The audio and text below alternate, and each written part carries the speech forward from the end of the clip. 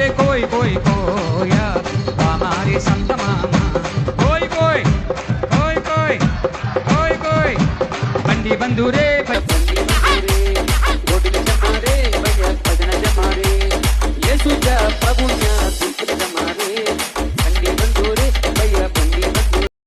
कोई रे कोई कोई कोई बाबा जी संत बाबा कोई कोई कोई कोई बंदी बंधु रे भैया बंदी बंधु रे కోయ్ కోయ్ కోని కోయ్. ప్రస్తుతం ఈ పాట సోషల్ మీడియా నుండి సెలబ్రిటీస్ డాన్స్ చేసే వరకు వెళ్ళింది. ఈ పాట గురించి, పాట పాడిన వ్యక్తి గురించి కంప్లీట్ వీడియో చేశాను. సినిమా లెవెల్లో ట్విస్ట్లుంటాయి, ఖచ్చితంగా చూడండి. మన భారతదేశంలో అనేక రకాల జాతుల వారు ఉన్నారు. వాళ్లకు వాళ్ళ భాషకు ఎలాంటి గుర్తింపు పొందకుండానే కనుమరుగైపోతున్నారు. వాళ్ళ జాతికి, భాషకు ఎలాగైనా గుర్తింపు రావాలని, వాళ్ళ నాన్నగారి కోరిక, కుల పెద్దల కోరిక తీర్చాలని చిన్నప్పటి నుంచే వాళ్ళ భాషలో పాటలు పాడడం మొదలుపెట్టాడు. అతనే మన గురువప్ప అలియాస్ క్రీస్తుదాసు. తన పాట ద్వారా మనందరికి కోయదొరల భాష గురించి తెలిసింది. గురువప్ప భద్రాచలం అడవులలో కుంట అనే గ్రామంలో కోయ జాతికి సంబంధించిన వాడు. అడవి పరిస్థితి గురించి, అక్కడ ఉండే ప్రజల కష్టాల గురించి వివరించాడు. గురువప్ప అసలు కథ ఇప్పుడు మొదలవుతుంది. కొన్నిసార్లు అడవిలోకి దొంగతనంగా స్మగ్లర్లు, దొంగలు వచ్చి అడవి సంపదను దోచుకోవడమే కాకుండా అక్కడున్న ఆడపిల్లలు ఘోరంగా పాడు చేసి చంపేసేవాళ్ళు. అదే టైంలో గురువప్ప పుట్టాడు. తను పుట్టగానే వాళ్ళ తండ్రి వాళ్ళ అమ్మని చంపేశాడు. వాళ్ళ నాన్న వాళ్ళ అమ్మని చంపడానికి రీజన్ లాస్ట్ లో తెలుస్తుంది.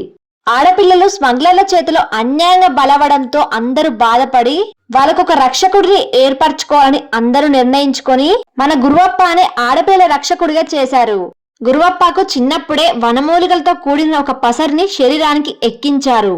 ఆ పసరు మందు శరీరానికి ఇమిడిన తర్వాత భయంకరమైన విషసర్పాల విషాన్ని మెల్లమెల్లగా తినే ఆహారంలో ఇవ్వడం మొదలుపెట్టారు.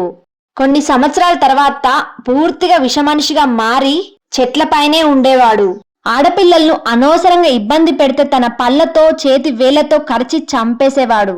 అలా స్మగ్లర్ల నుండి చాలా మంది ఆడవాళ్లను రక్షించాడు. కొన్ని సంవత్సరాల తర్వాత పసరు మందుల శక్తి తగ్గి పాము విషం మొత్తం గుండెకి పట్టింది. రకరకాల క్షుద్ర పూజలు చేసినా, నాటు వైద్యం, ఆయుర్వేద మందులు ఎన్ని వాడినా తగ్గకపోవడంతో ఉస్మానియా హాస్పిటల్ కి తీసుకెళ్లారు. విషం మొత్తం శరీరానికి ఎక్కింది, బ్రతకడం కష్టమని చెప్పారు. అందరూ గురువప్పపై ఆశలు వదులుకొని ఏడవడం మొదలు పెట్టారు. చివరికి గురువప్ప నాన్న వాళ్ళ అమ్మని చంపిన నిజాన్ని చెప్పాడు. నీకు ఏ మందు పనిచేయడం లేదు, నీ అమ్మ నమ్మిన దేవుణ్ణి ప్రార్థించి చూడు.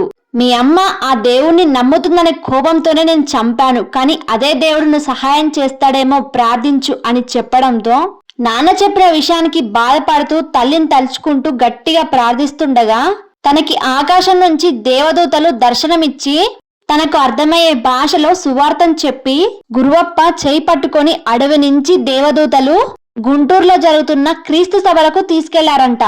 అక్కడ తనకు యేసుప్రభు దర్శనం జరిగిందని, తన రోగాన్ని మొత్తం యేసుప్రభు నయం చేశాడని, నేను దేవుని ప్రత్యక్ష సాక్షినని, అప్పటినుంచి దేవుని సేవలలో మునిగిపోయానని తన ప్రతి ఇంటర్వ్యూలో ఇదే చెప్తున్నాడు. తన స్టోరీనే పున్నమి నాగు సినిమా తీశారని అంటున్నాడు. ఇదంతా నిజమని నమ్మడం కొంచెం కష్టమే. గురువప్ప గురించి వాళ్ళ కమ్యూనిటీ వాళ్ళని నమ్మడం లేదు.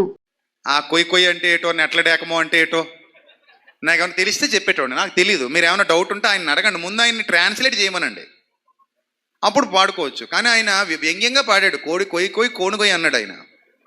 అందుకని వైరల్ అయింది అది, అంతే కదా. మరి ఆ వ్యంగ్యంగా పాడుండకపోతే అంత వైరల్ అవ్వదు కదా నాకు.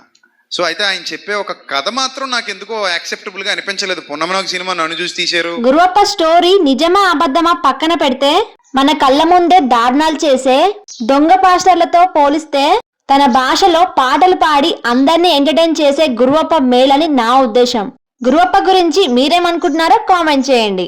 వీడియో కనుక నచ్చితే please like and subscribe my channel.